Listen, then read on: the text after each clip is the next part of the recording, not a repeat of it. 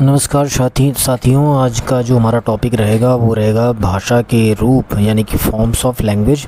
और इसमें हम 10 क्वेश्चन करने वाले हैं। तो पहला क्वेश्चन है हमारा, विच form of language is primarily used for official administrative work, governance and judicial proceedings of a nation. किसी राष्ट्र के आधिकारिक प्रशासनिक कार्य, शासन और न्यायिक कार्यवाहियों के लिए मुख्य रूप से भाषा के किस रूप का उपयोग किया जाता है। तो हमारे पास जो ऑप्शंस हैं उससे पहले हम हिंट को देखते हैं। तो ये जो फॉर्म है, दिस फॉर्म जो है is constitutionally recognised for state and central administrative communication. यह रूप जो है राज्य और केंद्र के प्रशासनिक पत्राचार के लिए संवैधानिक रूप से मान्यता प्राप्त है। तो हमारा जो आंसर होगा वो होगा option number B, official language यानी कि राजभाषा। अगर हम जो है एक्सप्लेनेशन की बात करें तो एक्सप्लेनेशन में हम देख लेते हैं कि राजभाषा जो है literally translates to the language of governance और administration and it is the formal variant used in government offices, court orders and legislative drafting. According to article 343 of the Indian constitution, Hindi in Devanagari script is the official language Rajbhasha of the union. Hindi में बात करें तो राजभाषा का शाब्दिक अर्थ है शासन या प्रशासन की भाषा। यह सरकारी कार्यालयों, अदालती आदेशों और विधायी प्रारूपण में उपयोग किया जाने वाला औपचारिक रूप है। भारतीय संविधान के अनुच्छेद 343 के अनुसार देवनागरी लिपि में हिंदी संघ की राजभाषा है। क्वेश्चन नंबर 2 की तरफ बढ़ते हैं। व्हेन अ लोकल डायलेक्ट बोली expands its geographical horizon, develops standard grammatical rules and begins to produce literature, into which form does it transform. जब कोई स्थानीय बोली अपना भौगोलिक दायरा बढ़ाती है, मानक व्याकरणिक नियम विकसित करती है और उसमें साहित्य की रचना होने लगती है, तो वह किस रूप में परिवर्तित हो जाते हैं। तो ऑप्शन से पहले हिंट को देख लेते हैं कि थिंक ऑफ ब्रज भाषा और Awadhi which started as local speech variants but achieved high literary status.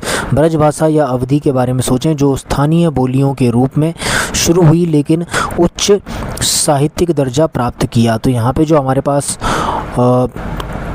जो ऑप्शन सही होगा वो होगा हमारा सब लैंग्वेज लिटरेरी डायलेक्ट उपभाषा, यानी कि ऑप्शन नंबर बी हमारा बिल्कुल सही होना चाहिए और हमारा आंसर बिल्कुल सही है।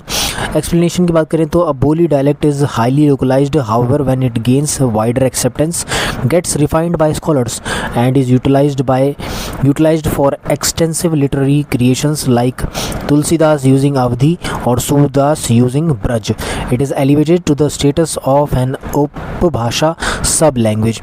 हिंदी में बात करें तो यह एक बोली जो अत्यधिक स्थानीय होती है, हालांकि जब इसे व्यापक स्वीकृति मिलती है तो विद्वानों द्वारा इसे परिष्कृत किया जाता है और व्यापक साहित्यिक रचनाओं के लिए इसका उपयोग किया जाता है, जैसे तुलसीदास द्वारा अवधी या सूरदास द्वारा ब्रज का उपयोग, तो उसे उपभाषा का दर्जा प्राप्त हो जाता है। क्वेश्चन नंबर 3 की तरफ बढ़ते हैं।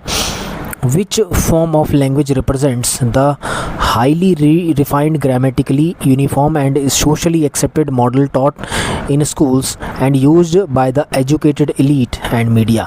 भाषा का कौन सा रूप स्कूलों में पढ़ाए जाने वाले और शिक्षित विशिष्ट वर्ग तथा मीडिया द्वारा उपयोग किया जाने वाला अत्यधिक परिष्कृत, व्याकरणिक रूप से समान और सामाजिक रूप से स्वीकृत मॉडल का प्रतिनिधित्व करता है। हिंट को देखें तो this form establishes linguistic uniformity across different regions and prevents text corruption. यह रूप विभिन्न क्षेत्रों में भाषाई एक रूपता स्थापित करता है और पाठ के विकृत होने को रोकता है। तो यहाँ पे जो हमारा स्कूल में या फिर शिक्षित विशिष्ट वर्ग तथा मीडिया द्वारा उपयोग किए जाने वाले अत्यधिक परिष्कृत व्याकरणिक रूप से समान और सामाजिक रूप से स्वीकृत मॉडल का प्रतिनिधित्व करता है। तो हमारा आंसर जो है यहाँ पे ऑप्शन नंबर जो है बी होना चाहिए, मानक भाषा यानी कि स्टैंडर्ड लैंग्वेज। तो हमारा ऑप्शन नंबर बी जो है वो बिल्कुल सही है। और एक्सप्लेनेशन की बात करें तो स्टैंडर्ड लैंग्वेज मानक भाषा और परिनिष्ठित भाषा is the standardized flawless version of a language. It follows strict grammatical rules established by language regulatory bodies to ensure that reading, writing and formal communication remains uniform across the country. मानक भाषा या परिनिष्ठ भाषा किसी भाषा का मानकीकृत त्रुटिहीन रूप है। यह देश भर में पढ़ने लिखने और औपचारिक संचार में एक रूपता सुनिश्चित करने के लिए भाषा नियामक निकायों द्वारा स्थापित सख्त व्याकरणिक नियमों का पालन करती है। क्वेश्चन नंबर 4 की तरफ बढ़ते हैं। What is the core structural difference between spoken language यानी कि मौखिक भाषा एंड रिटन लैंग्वेज यानी कि लिखित भाषा। मौखिक भाषा, स्पोकन लैंग्वेज और लिखित भाषा यानी कि रिटन लैंग्वेज के बीच मुख्य संरचनात्मक अंतर क्या है? ऑप्शन से पहले अगर हिंट को देखें तो हिंट कहती है कि think about how you perceive spoken words through your ears versus how you read alphabets with your eyes. सोचे कि आप कानों के माध्यम से बोले गए शब्दों को कैसे ग्रहण करते हैं बनाम आप आँखों से वर्णमाला कैसे पढ़ते हैं। तो अगर ऑप्शंस के ऊपर देखें तो ऑप्शंस हमारे पास जो हैं, spoken language is permanent while written language changes instantly. मौखिक भाषा जो स्थायी होती है जबकि लिखित भाषा जो है तुरंत बदल जाती है, तो ये बिल्कुल गलत है। ऑप्शन नंबर बी की बात करें तो spoken language relies on sound symbols phonemes while written language relies on visual graphic symbols graphemes scripts. मौखिक भाषा ध्वनि प्रतीकों पर निर्भर करती है जबकि लिखित भाषा जो दृश्य वर्णमाला प्रतीकों यानी कि लिपि पर निर्भर करती है, तो ये बिल्कुल सत्य है। अगर ऑप्शन नंबर सी पे बात करें तो spoken language has strict grammar regulations compare to written language. लिखित भाषा की तुलना में मौखिक भाषा में सख्त व्याकरण नियम होते हैं, तो ये बिल्कुल गलत है। ऑप्शन नंबर डी की बात करें तो written language can not be preserved for historical records. तो लिखित भाषा को ऐतिहासिक अभिलेखों के लिए संरक्षित नहीं किया जा सकता। तो हमारा ऑप्शन नंबर बी जो है बिल्कुल सत्य है और ऑप्शन नंबर बी जो है हमारा बिल्कुल सही आंसर है। एक्सप्लेनेशन की बात करें तो हमारे पास जो है एक्सप्लेनेशन पहले ऑप्शन नंबर बी को दोबारा पढ़ लेते हैं। Spoken language relies on sound symbols phonemes while written language relies on visual graphic symbols graphemes scripts. मौखिक भाषा ध्वनि प्रतीकों पर निर्भर करती है जबकि लिखित भाषा जो है वर्णमाला प्रतीकों या लिपि पर निर्भर करती है। Spoken language is the primary natural form of communication that utilizes ephemeral sound waves. Written language is a secondary artificial development that uses visual markings, scripts like Devanagari or Roman, to map those sounds onto a permanent medium. मौखिक भाषा संचार का प्राथमिक प्राकृतिक रूप है जो क्षणभंगुर ध्वनि तरंगों का उपयोग करता है।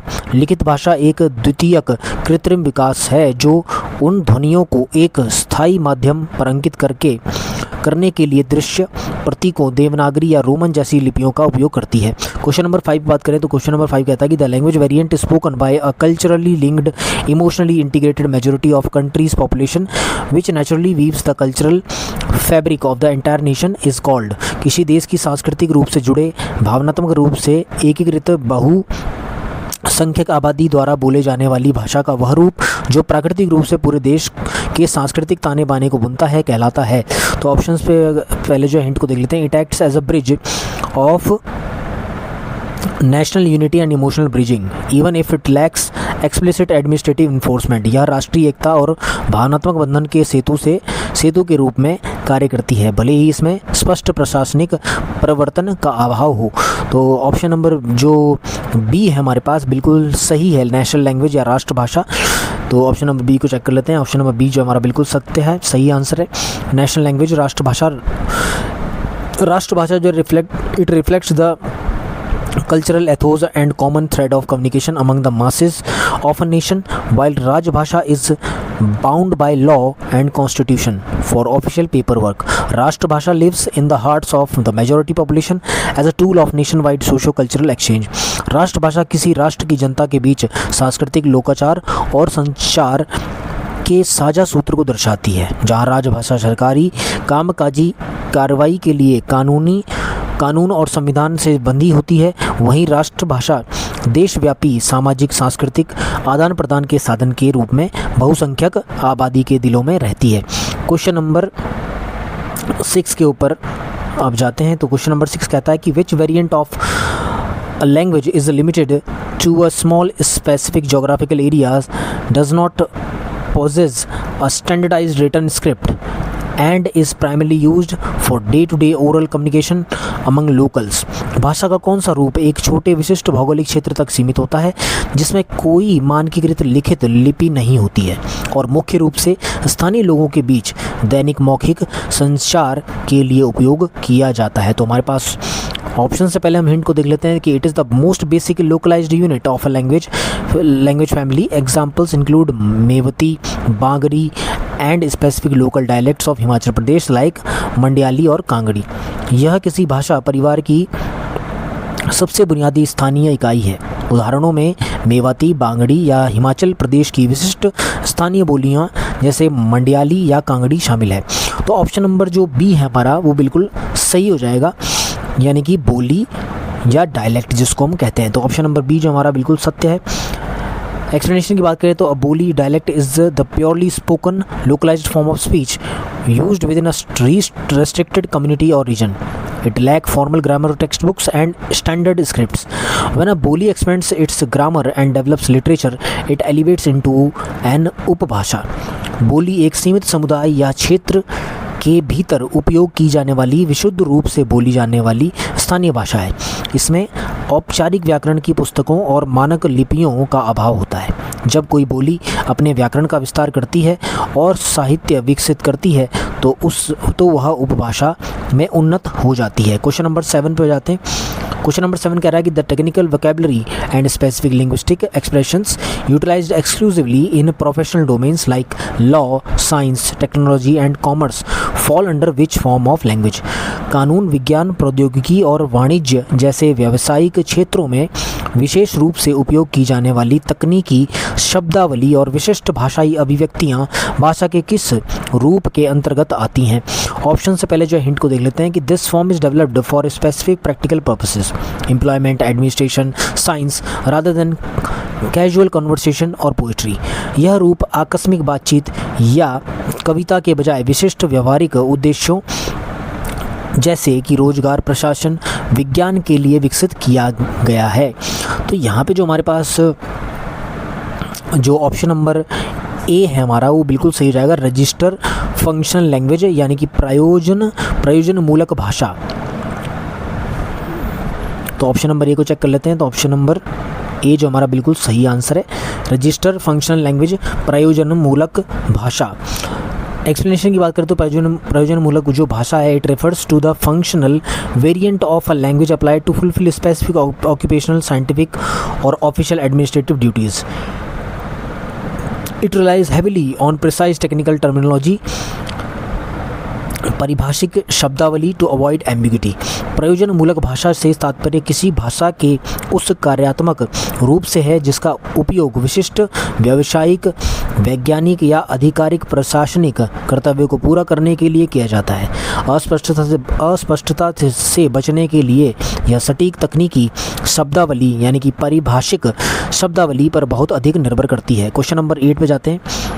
क्वेश्चन नंबर 8 कहता है कि what is the status of the language that a child absorbs naturally from their family and immediate environment right from birth without any formal institutional training। उस भाषा का क्या दर्जा है जिसे एक बच्चा जन्म से ही बिना किसी औपचारिक संस्थागत प्रशिक्षण के अपने परिवार और तत्काल पर्यावरण से स्वाभाविक रूप से सीखता है। तो यहाँ पे जो हिंट है हमारे पास कि it forms the very foundation of an individual's emotional and cognitive thought process. यह किसी व्यक्ति की भावनात्मक और संज्ञानात्मक विचार प्रक्रिया की नींव बनाती है। तो यहाँ पे जो हमारे पास मदर टंग है यानी कि मातृभाषा है वो इसका करेक्ट आंसर होना चाहिए ऑप्शन नंबर सी। तो ऑप्शन नंबर सी जो हमारा बिल्कुल सही आंसर है, मातृभाषा यानी कि मदर टंग। मातृभाषा यानी कि मदर टंग जो है it is the first language a human being learns implicitly from their mother, parents और immediate care givers. It requires no formal schooling and plays a primary role in early cognitive mapping. मातृभाषा वह पहली भाषा है जिसे एक मनुष्य अपनी माँ, माता पिता या तत्काल देखभाल करने वालों से अप्रत्यक्ष रूप से सीखता है। इसके लिए किसी औपचारिक स्कूली शिक्षा की आवश्यकता नहीं होती है और यह प्रारंभिक संज्ञानात्मक विकास में प्राथमिक भूमिका निभाती है। Question number 9, what is the when the government of India accords the status of a classical language शास्त्रीय भाषा to a language variant what is the primary baseline chronological criterion required for its historical text. जब भारत सरकार किसी भाषा को शास्त्रीय भाषा का दर्जा देती है तो उसके ऐतिहासिक ग्रंथों के लिए आवश्यक प्राथमिक कालानुक्रमिक मानदंड क्या है। तो ऑप्शन से पहले जो हिंट को देख लेते हैं कि the text must be extremely ancient and considered a valuable heritage by generations of speakers, यानी कि ग्रंथ जो है अत्यधिक प्राचीन होने चाहिए और वक्ताओं की पीढ़ियों द्वारा एक मूल्यवान विरासत माने जाने चाहिए। तो हमारे पास जो ऑप्शन नंबर बिल्कुल जो बी वाला है, antiquity of its early texts over a period of 1500 to 2000 years, यानी कि इसके प्रारंभिक ग्रंथों की 1500 से 2000 वर्षों की अवधि की प्राचीनता, तो ये मेरे हिसाब से जो है सही होना चाहिए। बाकी देखते हैं चेक करके। तो बिल्कुल हमारा जो ऑप्शन नंबर बी है वो बिल्कुल सही है, antiquity of its early texts over a period of 1500 to 2000 years, यानी कि इसके प्रारंभिक ग्रंथों की 1500 से लेकर 2000 वर्षों की अवधि की प्राचीनता। एक्सप्लेनेशन की बात करें तो according to the Ministry of Culture Government of India, for a language to be declared a classical language, यानी कि शास्त्रीय भाषा, it must possess high antiquity of its early texts, recorded history over a period of 1500 to 2000 years alongside an original literary tradition. This is not borrowed from another speech community. Hindi में बात करें तो भारत सरकार के संस्कृति मंत्रालय के अनुसार किसी भाषा को शास्त्रीय भाषा यानी कि क्लासिकल लैंग्वेज घोषित करने के लिए उसके प्रारंभिक ग्रंथों अभिलेखित इतिहास की प्राचीनता 1500 से लेकर 2000 वर्षों की अवधि की होनी चाहिए।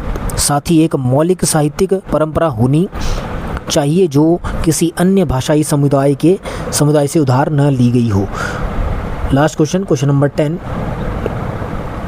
which of the following correct sequence tracks the gradual structural and stylistic evolution of language forms based on their scale from the most localized to the most structurally standardized।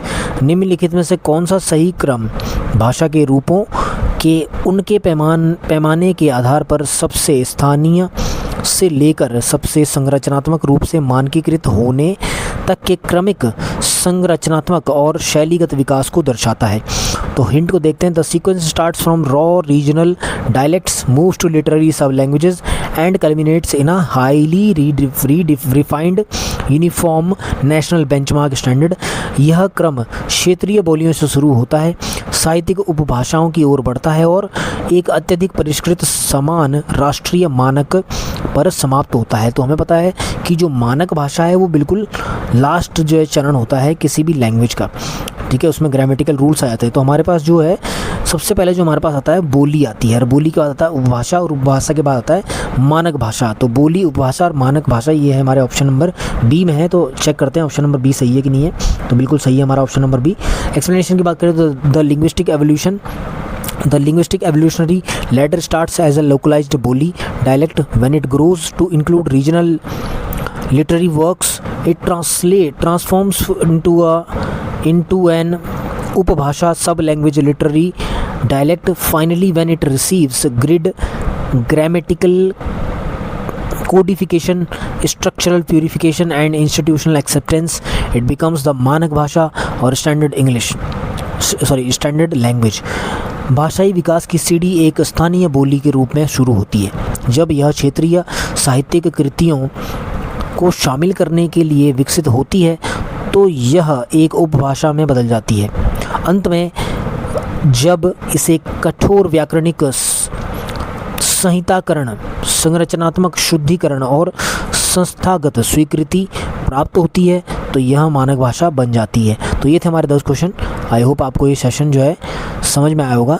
धन्यवाद।